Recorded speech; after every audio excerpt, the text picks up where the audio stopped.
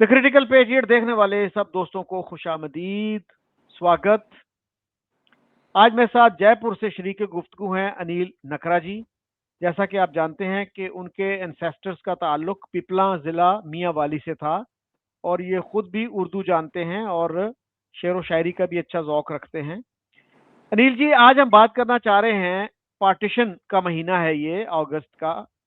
तो इसमें पार्टीशन के वक्त जो नुकसानात हुए, कत्लो गारत हुई, वो तो एक तरफ, जबानों का भी बहुत नुकसान हुआ। उर्दू जो है उसने बहुत सफ़र किया इंडिया में, और हिंदी जो है उसने सफ़र किया उन एरियाज में जो अब पाकिस्तान का हिस्सा हैं। तो आप कैसे देखते हैं इस लॉस को, जबानों के नुकसान को? जी, बहुत शुक्रिया। पहले तो ये, जैसे अब अगस्त का महीना आ गया 47 में, जैसा कि आपने इंट्रो में कहा कि मेरे जो फैमिली थी, मेरे फादर, ग्रैंड सारे मैं पहले बता चुका हूँ। तो वो सब हमारे सारा पूरा खानदान जो कहते हैं वो हिजरत यहाँ 1947 में यहाँ आ गया था अगस्त में। अपना जब ये हमारा मुल्क तकसीम हो गया, हिंदुस्तान और पाकिस्तान हो गया, तो वहाँ जो मेरे फादर थे, ग्रैंडफादर थे, मेरी मदर भी वहीं की थी, और जितने भी लोग थे हमारे रिलेटिव, सब की ज़बान जो है उर्दू थी, और उनकी तालीम जो है वहाँ उर्दू में ही होती थी। मेरे फादर वहाँ से 14-15 साल के आए थे। मेरे ग्रैंडफादर थे, सब थे, वो उर्दू ही जानते थे। इंग्लिश तो क्या वो बाद में सिखाते, उर्दू ही जानते थे वो। अब यहाँ आए वो, अब उनको यहाँ उर्दू, अब जैसे पार्टीशन के टाइम नारे भी लगे थे, हिंदू हिंदी हिंदुस्तान, उर्दू मुस्लिम पाकिस्तान। तो यहाँ अब जो है ऐसा कुछ माहौल बन गया कि हिंदी तो है वो हिंदुओं की ज़बान हो गई, और उर्दू जो है वो मुसलमानों की हो गई। अब जैसे हम लोग हैं जो यहीं पैदा हुए, यहीं पले बड़े, हमको उर्दू आती ही नहीं है। और हमारे घर में जितने हमारे बड़े बुजुर्ग थे, उस टाइम खतों किताबात का ज़माना था, वो सब उर्दू में ही लिखते थे, ज़बान उनकी उर्दू थी। यहाँ आके उन्होंने तकलीफ़ हुई, अब 15 साल के मेरे फादर वहाँ से आए, तो यहाँ वो हिंदी सीख रहे हैं, इंग्लिश सीख रहे हैं, और ऐसे सब तकलीफ़ें हुई। मेरा ये कहना है कि पार्टीशन में ठीक है, बहुत हमारा जाल माली जानी सब नुकसान हुआ, मुल्क तकसीम हो गया, लेकिन एक ज़बान को भी बहुत, आज हम उर्दू की अगर बात करें, क्योंकि मैं उर्दू लवर हूँ, तो उसका भी बहुत नुकसान हुआ है। यहाँ अब हिंदुस्तान में क्या है कि जैसे मैं हूँ, मैं सीखना चाहता था उर्दू, हमारे स्कूल में इधर उधर कहीं उर्दू नहीं सिखाते थे, तो मेरे ग्रैंडफादर से, मेरे फादर से सीखी मैंने, कभी सीखी कभी नहीं सीखी। वो कहते थे अपनी पढ़ाई करो, उर्दू को हम इतनी तवज्जो नहीं दे रहे थे, तो बिल्कुल ख़त्म हो गई। जैसे मैं इसमें एक बात और जोड़ना चाहता हूँ कि जैसे हमारे ग्रैंडफादर वगैरह वहाँ से यहाँ आ गए, जयपुर में और पास में एक जगह अलवर, दिल्ली, जहाँ भी हमारे लोग आए, तो उनको उर्दू ही आती थी। अब उस टाइम अखबार का ज़माना था, तो एक अखबार हमारे घर आती थी जो हमारे ग्रैंडफादर की डेथ तक हमेशा आती रही, उसका नाम था डेली प्रताप। प्रताप अखबार का नाम था, वो मैंने देखी है खूब, और उसको भी मैं धीरे धीरे करके मैं पढ़ता था। वो प्रताप अखबार जो है पहले लाहौर से निकलती थी, और लाहौर से फिर वो इंडिया आ गए, उसके भी जो ओनर थे, तो चंद्र मोहन और ये सब उसके ओनर थे, मोहन फैमिली। उन्होंने फिर जलंधर से और दिल्ली से इसको पब्लिकेशन शुरू किया। बहादुर शाह जफर मार्ग, एक गवर्नमेंट ऑफ इंडिया ने सबको ज़मीनें दी थी, जितने भी यहाँ पब्लिशिंग हाउस है, times of India, Hindustan times और ये उर्दू के अखबार हैं, उन सबको टाइम वहाँ पे जगह दी, वहाँ से छपने लगी।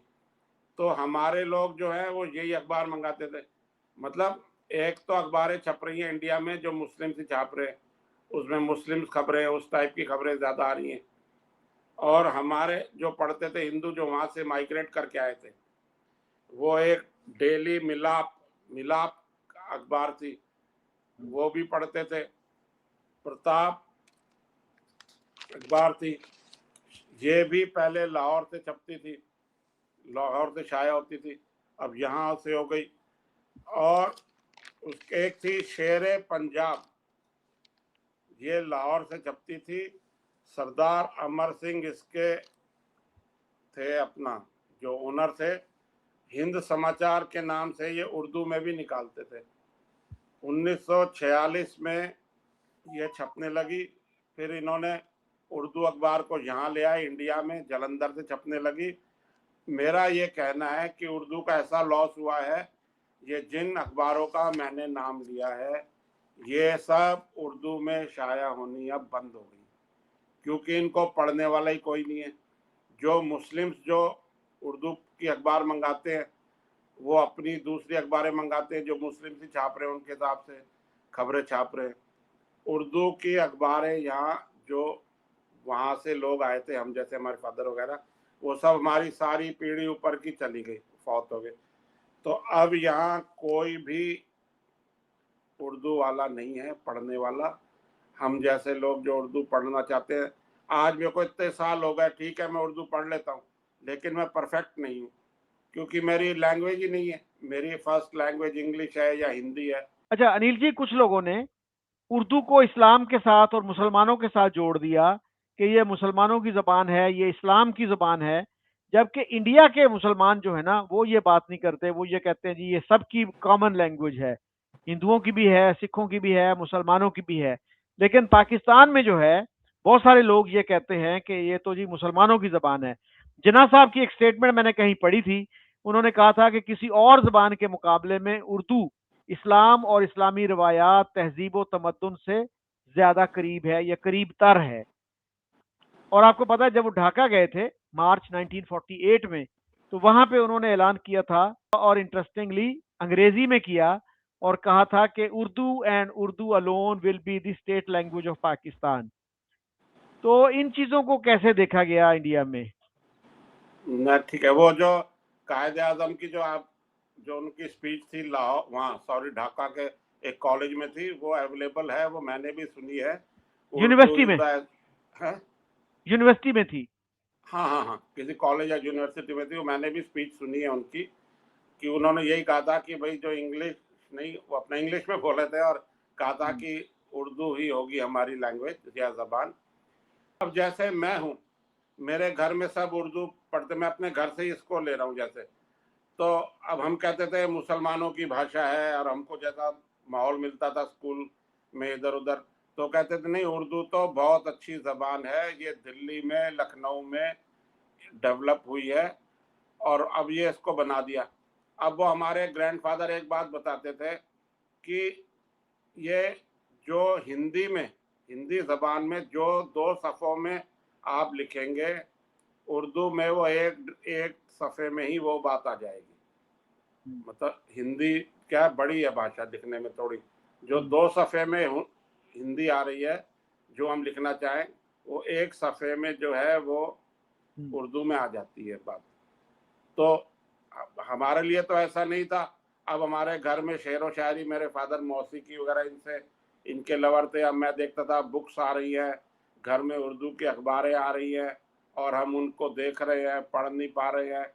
हमारे यहाँ मैंने एक बारी पहले बताया था आपको अपने प्रोग्राम में कि यहाँ मियाँ वाली सोसाइटी और वहाँ से जो लोग आए यहाँ पे आज भी बन रही है वो। तो वो हर महीने एक मैगजीन आती है, मियाँ वाली गजट उसका नाम है। तो वो हिंदी और उर्दू दोनों में होती थी। अब बड़े बुजुर्ग हमारे सारे चले गए, तो अब वहाँ उर्दू पढ़ने वाला ही कोई नहीं है। अब उर्दू बंद कर दी है और सिर्फ हिंदी में ही वो मैगजीन आ रही है। मैं जो कहना चाह रहा हूँ कि पार्टीशन में जो कुछ भी हुआ वो तो सब ठीक है, सबको नज़र आ रहा है, लेकिन इस तरफ तवज्जो थोड़ी कम है कि उर्दू ज़बान जो है वो हिंदुस्तान में बिल्कुल ख़त्म तो मैं नहीं कहूँगा, कम हो गई है। 99% हिंदू या अदर कास्ट है, क्रिश्चियन या जो भी हैं, पारसी कुछ है, वो बिल्कुल भी नहीं जानते उर्दू। अलिफ बे पे ते ये भी उनको नहीं मालूम, एक अक्षर भी, एक लफ्ज भी, वो एक हर्फ भी वो नहीं पढ़ सकते। अच्छा, बातें यहाँ उर्दू में ही होती है। अगर आप देखें ना तो यहाँ उर्दू और हिंदी मिली जुली ज़बान है। मैं जैसे ठीक है मैं थोड़ी उर्दू समझ लेता हूँ, जैसे आप पाकिस्तान के चैनल देखते हैं या और लोग, तो वो तो हमको लगता ही नहीं है, हमको तो लगता है ये हिंदी बोल रहे हैं। अब जैसे हम दुबई गए, वहाँ भी हिंदी उर्दू सब मिक्स है, ऐसे ही है। अब यहाँ बोल उर्दू रहे हैं लेकिन बोल उसको हिंदी रहे हैं। अब जैसे एक बड़ा यहाँ बड़ी कॉमन बात एक चलती है कि ये मेरी हलाल की कमाई है। अब हलाल की कमाई को आप इस्लाम से जोड़ लो या उर्दू से जोड़ लो, हिंदी और उसकी तो नहीं है, हलाल की कमाई है। ऐसे यहाँ कई लफ्ज हैं। अच्छा, अब यहाँ उर्दू का सत्य, हम जैसे जो उर्दू लवर है या थोड़ी बहुत उर्दू जानते हैं, अब जैसे एक गजल है, गजल तो यहाँ हिंदी में लोग उसको गजल बोलते हैं, वो उर्दू की टांग तोड़ रहे। गजल को गजल बोलते हैं। अब हिंदी में जा लिखा जाता है, जे नहीं है, तो गजल गजल गजल करते हैं। अब हमारे यहाँ कहता है कि गजल सुनो, अब गजल सुनेंगे। अब यहाँ अगर रेडियो में भी देखें तो कहते हैं गजल सुनो। अनिल जी, आपने ये सही पॉइंट आउट किया। बहुत सारे इंडियंस जो हैं वो जे की आवाज नहीं निकाल सकते, गजल को गजल कहेंगे, या वीजा जो है वीजा को वीजा कहेंगे, तो अफजल को अफजल कहेंगे। तो लेकिन अब हिंदी में जो मैंने देखा है वो एक डॉट का इजाफा किया गया है जे के नीचे। तो अगर आप मुहतात यूजर हैं, if you are a careful user of language, तो फिर आप जेड बोलेंगे उसको। और मैंने कहीं पढ़ा था कि लता जी ने अपना उर्दू प्रोनाउंसिएशन इंप्रूव करने के लिए एक मौलवी साहब को हायर किया था उनकी सर्विसेज को, तो वो उनको प्रॉपर उर्दू प्रोनाउंसिएशन और तलफ़ुज़ सिखाते थे। तो इस तरह से उनकी उनकी जो उर्दू थी, और बहुत से लोग पाकिस्तान में ये कहते हैं कि जितनी खिदमत लता जी ने की है उर्दू की, किसी ने नहीं की। जी, लता मंगेशकर का जो आपने पॉइंट आउट किया, मैंने लता जी से मैं मिला हुआ हूँ, सब मैं म्यूजिक का भी शौक रखता हूँ, आपको मालूम है, मैंने उनकी बहुत रिकॉर्डिंग भी देखी है। लता जी को उर्दू में थोड़ी, वो महाराष्ट्रियन थी तो उर्दू उनको इतनी अच्छी आती नहीं थी। तो आनंद बख्शी जो हैं हमारे जो शायर हैं, आनंद बख्शी वहीं से आए थे, वो उर्दू में ही लिखते थे शायद यहाँ फिल्मों में। उन्होंने उनको मिलाया, एक नौशाद साहब यहाँ म्यूजिक डायरेक्टर थे, नौशाद साहब म्यूजिक डायरेक्टर थे, उनके असिस्टेंट थे शफी, वो उनको असिस्ट करते थे। आप उनकी फिल्में देखें ना जिसमें नौशाद का म्यूजिक है, तो असिस्टेंट शफी का नाम होता था। तो शफी साहब ने उनको उर्दू सिखाई, उनको तलफ़ुज़ सिखाया कुछ इसमें जो है। और एक बारी आनंद बख्शी ने ही पॉइंट आउट किया था, तो लता जी ने उर्दू की तरफ ध्यान दिया कि कहा था कि लता जी आपका शीन काफ जो है वो साफ नहीं है। जैसे आपने जे कहा ना, ये गजल को गजल, यहाँ वैसे वो नुक्ता, वो डॉट लगाने वाली बात हो गई है, लेकिन वो लगा हुआ है तो भी बोलते हैं। अब आज यहाँ आप क्या करेंगे, अब यहाँ ऐसी उर्दू का ऐसा खराब किया है इन्होंने। आप यहाँ इंडिया का जो आप रेडियो सुने जो हैं, चाहे प्राइवेट चैनल है चाहे गवर्नमेंट के हैं, वो कहते हैं अब आप गुलाम अली की गजल सुने, तो ऐसा गुस्सा आता है कि रेडियो टीवी के अंदर जाके इनको मार के आए कि इतनी गलत, इतना वो करते हैं। जज्बात को बोलेंगे जज्बात, जज्बात, मेरे जज्बात, उर्दू तो यहाँ यूज करते हैं लेकिन अब उसकी टांग तोड़ रहे हैं। अब हमें बड़ी तकलीफ होती है। अब किसी को बोलते कहते हैं हाँ जी कोई बात नहीं, ठीक है जी, रहने दो जी। और कई, अनिल जी, कई लोग तो जज्बातों भी कह देते हैं। जज्बातों नहीं होता, जज्बात इटसेल्फ इज प्लूरल, सिंगुलर जो है वो जज्बा होता है, प्लूरल जज्बात है। जज्बा, हमारे यहाँ भी लोग कह देते हैं जज्बातों। इसी तरह से जरासीम जो लफ्ज है, जरासीम जरसूमे की जमा है, यानी जर्म्स, उसको हमारे एक टीवी एड पे जरासीमो कहा जा रहा था। तो जरासीमो, इस तरह की जो गलतियां हैं पाकिस्तान में भी काफी लोग फ्रीक्वेंटली करते हैं। जी। अब मैं आपको इसमें अखबारों की बात ही बताना चाहूंगा कि ये जो मिलाप अखबार आती थी और एक शेर पंजाब, इसने इस पे जब ये अखबार शाया होनी शुरू हुई तो कुछ दिन बाद ही इन्होंने ब्रिटिश गवर्नमेंट ने इस पे रोक लगा दी, क्योंकि ये भी उस टाइम तो हिंदू मुस्लिम दोनों मिलकर ही आज़ादी की जंग लड़ रहे थे। वो तो बाद में हमारा मुल्क तकसीम हुआ, वो एक अलग इशू है। तो इन पे रोक लगा दी। तो मतलब ये जो उर्दू के जो अखबार थे जो बाद में इंडिया में छपने लगे, ये भी अपने तरीके से जो है कौम की खिदमत ही कर रहे थे। और फिर सब ये यहाँ इंडिया में आ गए और आज ये सब कुछ भी नहीं, यहाँ कोई भी उर्दू का अखबार जो है वो भाई हिंदू अगर जो चला रखा हो वो नहीं चला रखा, क्योंकि अब हिंदू इतने कोई आलिम फाजिल रहे नहीं उर्दू के जो उर्दू में जाके कुछ अपनी वो मुलाजमत करे या कोई एडिटर बन जाए अपना। मैं इसमें आपको एक बात और बताऊंगा, प्रताप अखबार का मैंने जिक्र किया जो हमारे घर रेगुलर आती थी, वो बाद में हिंदी में वीर अर्जुन के नाम से भी आने लगी। ये उर्दू की स्टोरी अखबार की कि भाई कैसे जंग में इन्होंने किया, लाहौर से फिर हम जलंधर आए, फिर दिल्ली आए। इसके जो अब एडिटर हैं वो अभी भी हैं, चंद्र मोहन। मैं इनसे मेरी फ़ोन पे बात हुई थी एक दो बारी, ये जलंधर में रहते हैं। उन्होंने किताब भी लिखी है। उन्होंने, इनके जो ऑथर है चंद्र मोहन एंड ज्योत्सना, उन्होंने एक बुक भी लिखी है, प्रताप ए डिफाइंड न्यूज़पेपर, बागी, जिसका, बागी न्यूज़पेपर, अच्छा। हाँ, ये एक बुक भी लिखी है इन्होंने।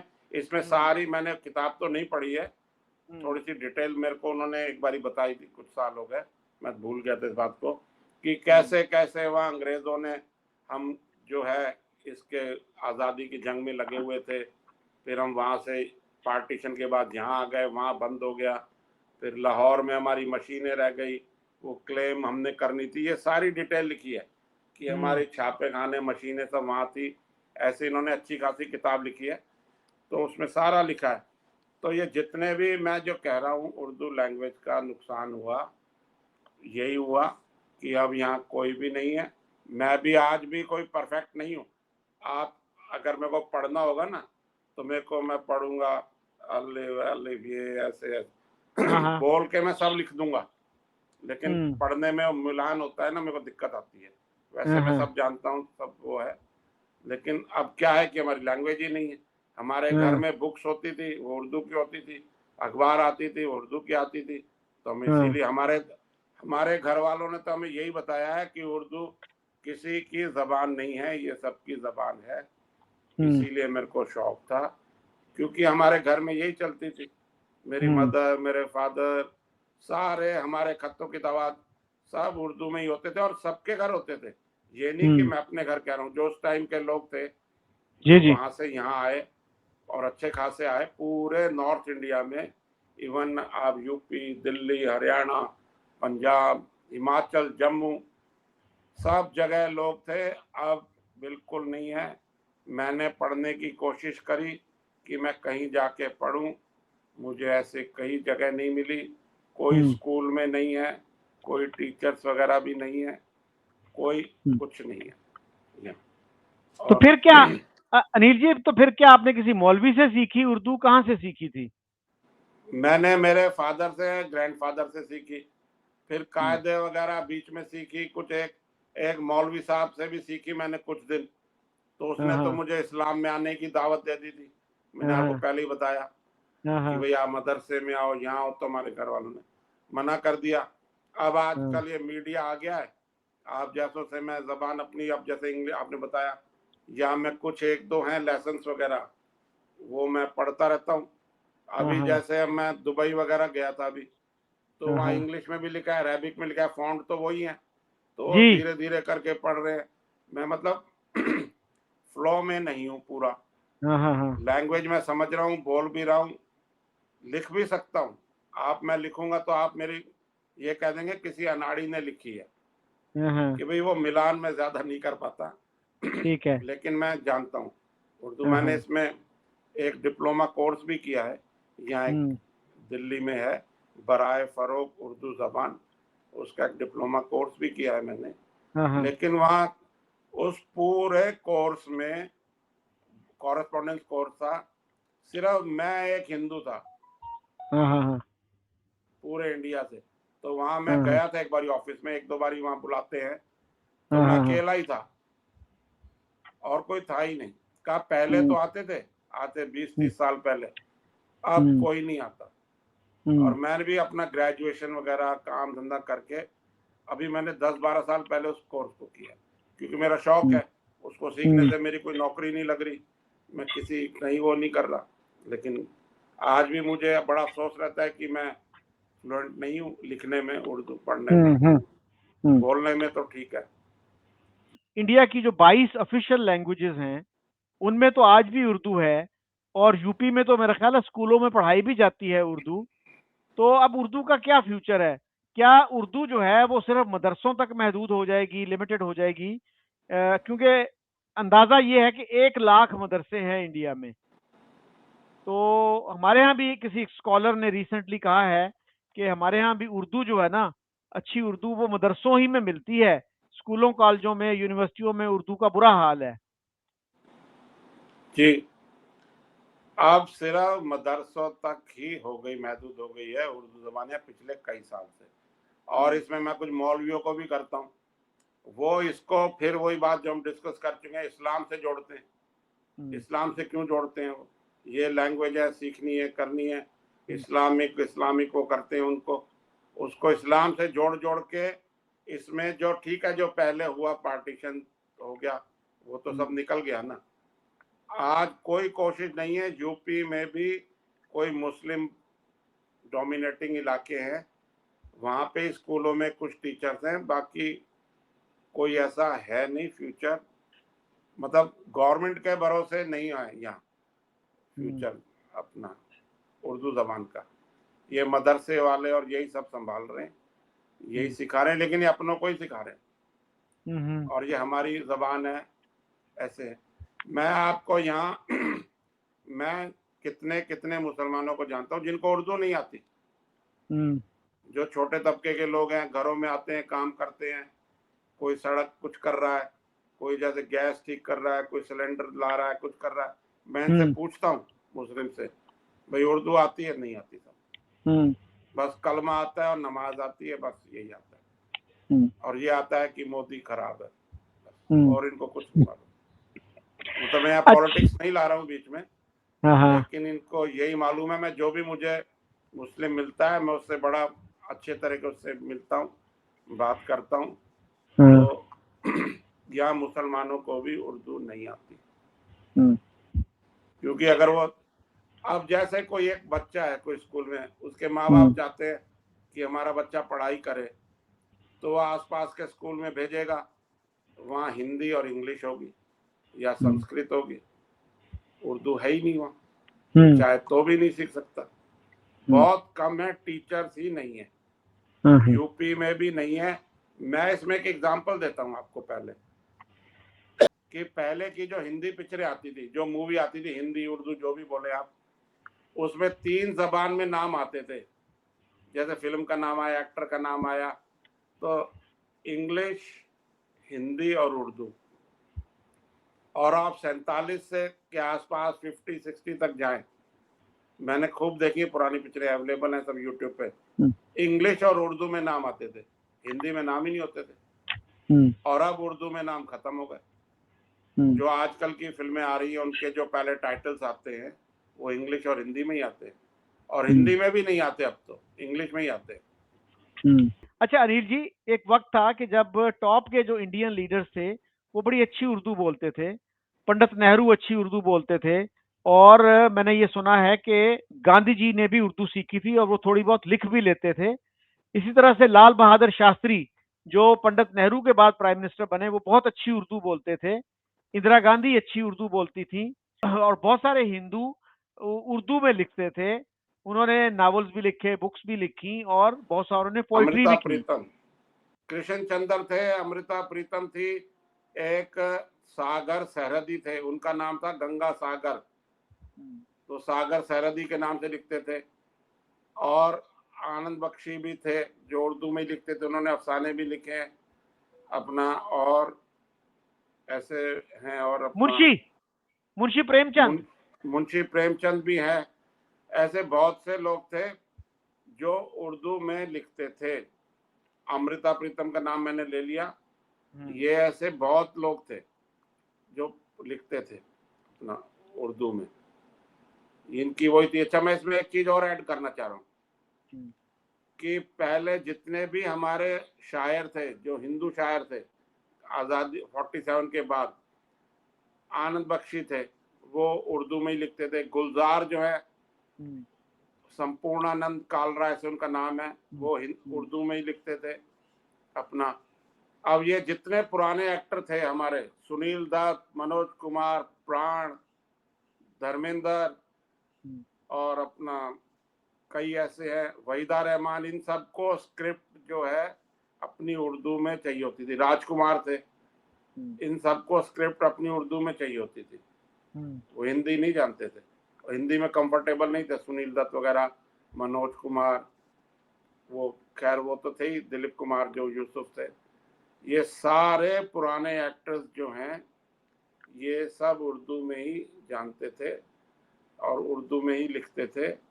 एक मैं बहुत अच्छे उसका नाम भूल रहा हूँ अभी, अपना एक थे राजेंद्र कृष्ण, हाँ राजेंद्र कृष्ण, हाँ राजेंद्र कृष्ण ने फिल्मों में बहुत गाने लिखे हैं, कहानियां भी लिखी हैं। वो उर्दू के शायर थे, वो उर्दू के शायर थे, उनको बहुत अवार्ड मिले थे। उनका एक शेर है अगर आप कहें तो मैं सुना दूं जी। वैसे वो मतलब वैसे दूसरा है कि कुछ वो इस तरह से मेरे पास आके बैठे हैं, वो कुछ इस तरह से मेरे पास आके बैठे हैं, जैसे दामन को आग से बचाए बैठे हैं। ये उनका शेर बड़ा मकबूल हुआ था। वो उर्दू के ही थे, ये सब उर्दू के ही लिखते थे। और ऐसे कई नाम हिंदू नाम थे जो मुस्लिम नाम रख लिए थे उन्होंने शायरी के एतबार से, और वो सब लिखते थे उर्दू में ही लिखते थे, उर्दू ही ज़बान थी। मैं यही, हाँ अनिल जी, मैंने ये भी सुना है कि डॉक्टर मनमोहन सिंह वो भी जब स्पीच करते थे वो टेक्स्ट जो है उसका वो उर्दू में डिमांड करते थे अपने स्टाफ से कि उर्दू में लिख के लाएं। उर्दू भी बाद में उनकी वीक हो गई थी, इंग्लिश में ही लिखते थे, लेकिन हाँ वो उर्दू जबान जानते थे क्योंकि वो बिफोर पार्टीशन आपके उधर से ही आए थे, पाकिस्तान से, पता नहीं कौन से शहर से आए थे, लेकिन चकवाल के पास उनका गांव था जी। हाँ हाँ, वो वहीं से आए थे, तो उर्दू वो भी जानते थे। वो भी जब अच्छी उम्र में यहाँ आए थे तो वहाँ उर्दू वगैरह पढ़ के आए थे। इंग्लिश तो उन्होंने यहाँ आके पढ़ी है, बाद में तो विदेशों में कहाँ कहाँ उन्होंने पढ़ाई करी है, वो एक अलग है। बाकी वो भी उर्दू ही जानते थे। पहले ऐसा नहीं था, उर्दू पढ़ते थे। दिल्ली में भी मुझे मालूम है, हमारे बताते थे, दिल्ली में भी उर्दू ही पढ़ाई जाती थी, सब कुछ दिल्ली उर्दू में ही होता था। अब ये बिल्कुल टोटल खत्म हो गई है। मैं 99% कह रहा हूँ यहाँ उर्दू खत्म हो चुकी है इंडिया में, जो गैर मुस्लिम है उनमें। मुस्लिम्स में तो ठीक है, मुस्लिम में भी खत्म हो रही है। जब टीचर ही नहीं मिलेंगे, कोई जो बच्चे हैं शरारती हैं, वो नहीं जा रहे मदरसा या भाग गए कर गए, नहीं सीखा, वो हिंदी सीख रहे। यहाँ जो साइन बोर्ड है, सब बोर्ड लगे हुए, सब लगे। मुझे तो आज तक ऐसा एक भी मुसलमान नहीं मिला जो कहता मुझे हिंदी नहीं आती। उसको उर्दू आती होगी लेकिन उसको हिंदी भी आती है, क्योंकि अब वो यहाँ रह रहा है, तो उसको उर्दू हिंदी सीखनी एक तरीके से लाजमी हो गई है। अच्छा अनिल जी, आपने बड़ी इंटरेस्टिंग बातें बताई उर्दू के हवाले से, हिंदी के हवाले से। तो मेरा ख्याल है कि हमारे दोस्तों को, सुनने वालों को ये चीज़ें अच्छी लगेंगी, इंटरेस्टिंग लगेंगी। तो I look forward to receiving their feedback. Thank you. Thank you, बहुत शुक्रिया।